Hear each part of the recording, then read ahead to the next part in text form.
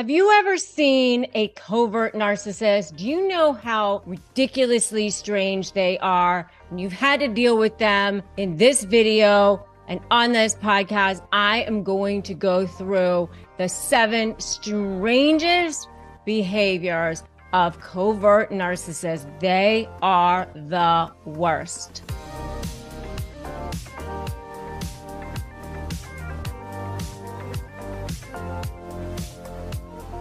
Hi, I'm Rebecca Zung, and I have dealt with the worst of covert narcissists. I know how they are, believe me, because I've had to deal with them myself. I have been there not only as an attorney, but personally, and that's why I want to help you break free from the chains of the worst covert narcissists, the worst narcissists they are. So if you haven't already subscribed, make sure you do that now. Subscribe, hit that notification bell, and help yourself negotiate your best life. Help yourself break free from the chains of those narcissists. All right.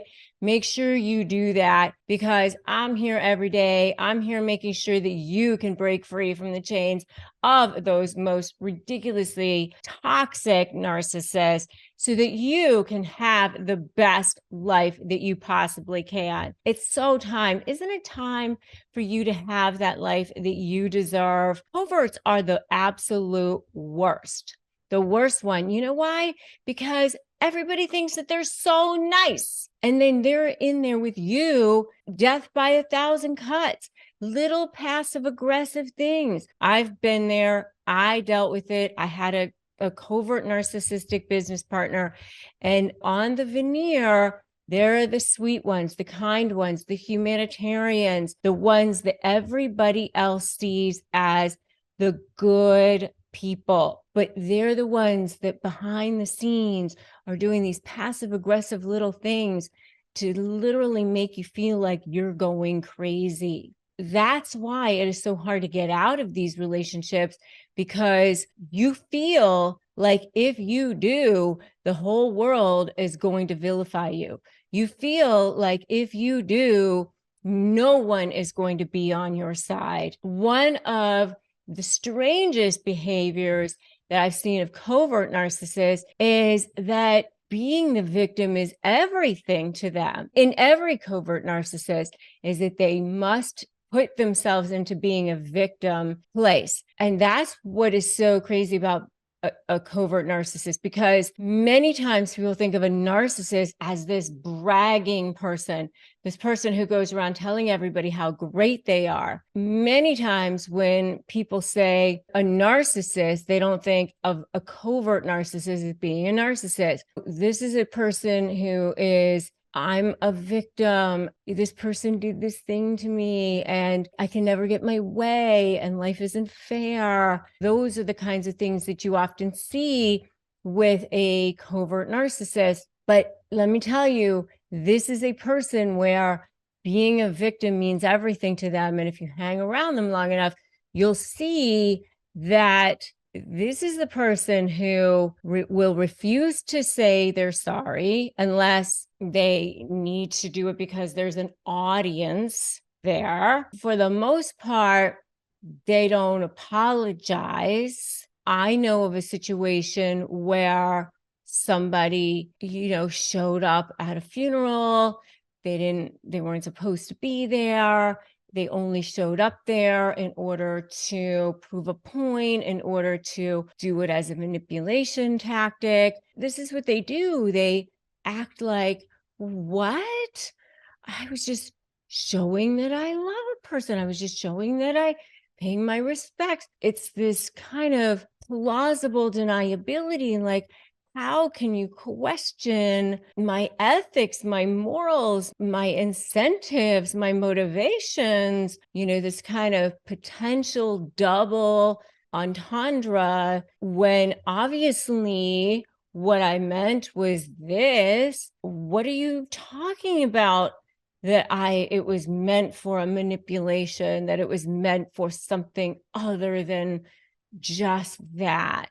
When they know and everybody else knows that that's not what it was for. That attention means everything to them. Number two is stubbornly refusing to do things you ask them to do, even the smallest of things. It has to be their choice. They're so passive aggressive. If you ask them to do something, the answer is like they don't want to have to do anything, but they'll offer to do something. They want to have to offer to do something, but they don't want to be asked to do anything. Even if they would normally want to do it, or they want to have to participate, or if it's something they would want to do, but they don't want to be forced to have to do anything that they don't want to have to do by somebody that they consider to be the person that they think that they're being manipulated by or whatever. They don't want to be obligated to do anything. If you ask them to do it, the answer is just going to, they want to knee jerk and say no. Unless, of course, there's an audience. Then, of course, they want to.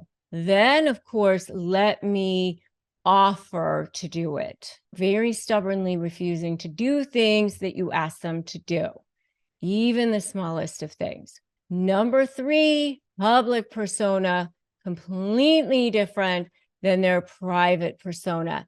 That rage is always just below that surface.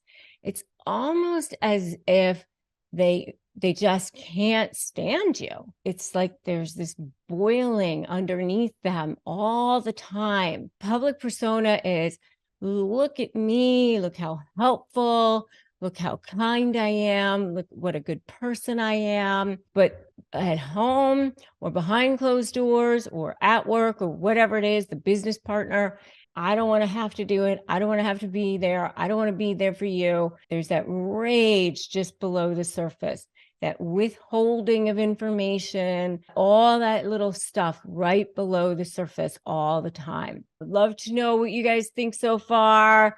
Give me a yes in the chat. Give me a comment below. What are you guys thinking so far? Would love to know some feedback. What are you thinking? Number four is holding grudges. One of the next strangest behaviors that you see about covert narcissists is that they hold grudges about something that you would have totally forgotten about for years, literally for years. And you didn't even realize they were holding a grudge about that particular thing until it got brought up. It's just the craziest thing with them. Like I said, with narcissists all the time, you're either for them or against them. So they hold grudges about things for years. That's one of the strangest things about covert narcissists. But the other thing about that's really strange is they don't even bother to tell you that you've slighted them in this way. They just hold it. So that's another thing that's pretty crazy. The other thing that I think is a strange behavior about covert narcissists is that they spend lavishly on certain things, but then they are super cheap about certain things. So you'll see that they will spend lavishly on themselves. They love to have the name brand things, but then they are super cheap about gifts and super cheap about tipping, super cheap about other things. So it seems really, really ironic in a lot of ways because, you'll see that they really want to have the very most expensive shoes, the very most expensive handbags, or the very most expensive cars or homes or whatever. But when it comes to gift giving, they buy the minimum that they can get away with, or the minimum that they can get away with as far as tipping. In a way, they are the most dangerous of all the narcissists because they aren't out and about with their narcissism. At least with the grandiose, they tell everybody how bragging and boastful they are. The next thing that I think is really strange about covert narcissists is that they are chameleons. Wherever they are, whoever they're with, that's who they pick up the behavior about. If they're with somebody who's kind of quiet, then they'll be more like that. They even kind of dress the part. I used to be the target of a covert narcissist, and she used to kind of dress exactly the way I would dress. And it was super weird. One of the things that covert narcissists will do is they will stare at you a lot. I don't know if you guys have seen this, but they will stare at you because they're kind of studying you, because they want to start to be able to mirror you. And that is because they are chameleons, right? They want to be able to take on your personality and become like you so that you will like them more, so that they can start to love bomb you a little bit more, love bomb you when they need to. And remember, love bombing doesn't just happen at the beginning of the relationship. Love bombing can happen even during the relationship when they need it to manipulate you again and again and again. And the last strange behavior of a covert narcissist is the subtle put downs. They are very, very good at that. And they will work them in to the conversation when they need to. Something like, you look so great, since you've lost all the weight. I mean, too bad about the stretch marks, but I'm sure they'll go away. I mean, look at you. You look so much better. Subtle put downs. They're very good at that sort of thing. Those are the 7 strange behaviors of covert narcissists.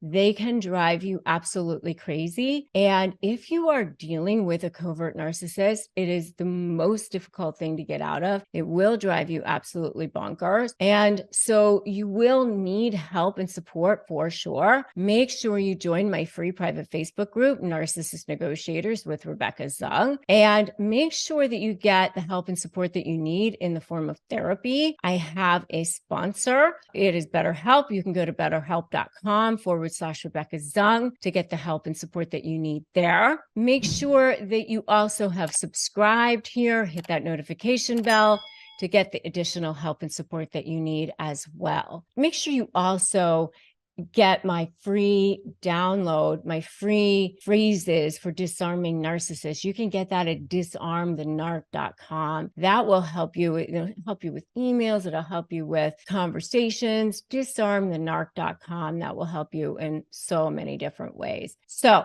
the next video that I want you to watch is Killer Comebacks to Narcissist Insults. That is going to be amazing for when you're dealing or you're still in this situation. Killer comebacks to narcissist insults. Let's go watch that video together. And remember that today's a great day to start negotiating your best life. I'm Rebecca Zung, and I will see you in that next video.